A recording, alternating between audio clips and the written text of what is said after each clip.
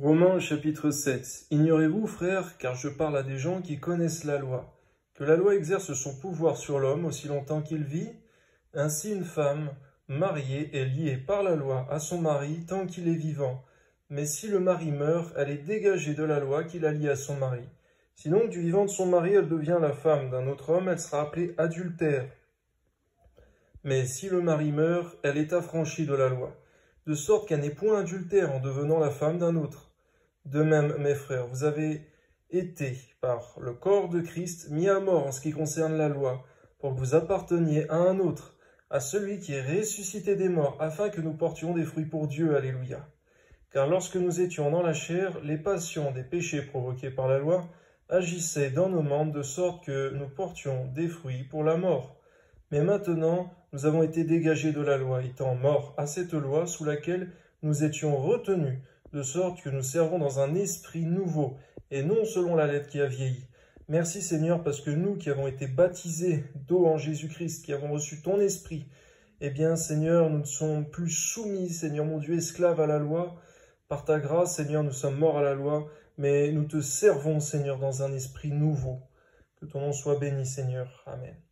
Que dirons-nous donc? La loi est-elle péché? Loin de là. Mais je n'ai connu le péché que par la loi. Car je n'aurais pas connu la convoitise si la loi n'eût dit « tu ne convoiteras point ». Et le péché, saisissant l'occasion, produisait en moi par le commandement toutes sortes de convoitises, car sans la loi le péché est mort. Mais pour moi, étant autrefois sans loi, je vivais. Mais quand le commandement vint, le péché reprit vie, et moi je mourus. Ainsi le commandement qui conduit à la vie se trouva pour moi conduire à la mort. Car le péché, saisissant l'occasion, me séduisit par le commandement, et par lui me fit mourir. La loi donc est sainte, et le commandement est saint, juste et bon. Ce qui est bon a-t-il donc été pour moi une cause de mort? Loin de là. Mais c'est le péché, afin qu'il se manifestât comme péché, en me donnant la mort par ce qui est bon, et que par le commandement il devint condamnable au plus haut point. Nous savons en effet que la loi est spirituelle, mais moi je suis charnel, vendu au péché, car je ne sais pas ce que je fais. Je ne fais point ce que je veux, je fais ce que je hais. On voit, Seigneur, que Paul ne parle pas pour lui-même, Seigneur mon Dieu, mais il parle pour tout homme, Seigneur mon Dieu, qui marche selon la chair, qui ne te connaît pas, Seigneur Jésus, qui n'est pas encore converti. Amen. Or, si je fais ce que je ne veux pas, je reconnais par là que la loi est bonne. Et maintenant, ce n'est plus moi qui le fais, mais c'est le péché qui habite en moi. Ce qui est bon, je le sais, n'habite pas en moi, c'est-à-dire dans ma chair. J'ai la volonté, mais non le pouvoir de faire le bien, car je ne fais pas le bien que je veux, car je ne fais pas le bien que je veux, et je fais le mal que je ne veux pas.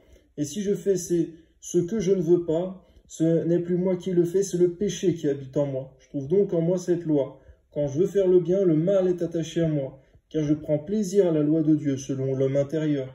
Mais je vois dans mes membres une autre loi qui lutte contre la loi de mon entendement, et qui me rend captif de la loi du péché qui est dans mes membres. Misérable que je suis, qui me délivrera du corps de cette mort? On voit que celui, Seigneur, qui ne connaît pas encore Christ, Seigneur, qui ne s'est pas encore converti, Seigneur, il voudrait faire le bien, Seigneur, selon l'homme intérieur, mais il ne peut pas. C'est seulement en Jésus-Christ que nous pouvons marcher sur le chemin de la vie éternelle. Amen. Grâce soit rendue à Dieu par Jésus-Christ notre Seigneur. Ainsi donc moi-même, je suis par l'entendement esclave de la loi de Dieu, et je suis par la chair esclave de la loi du péché. Amen.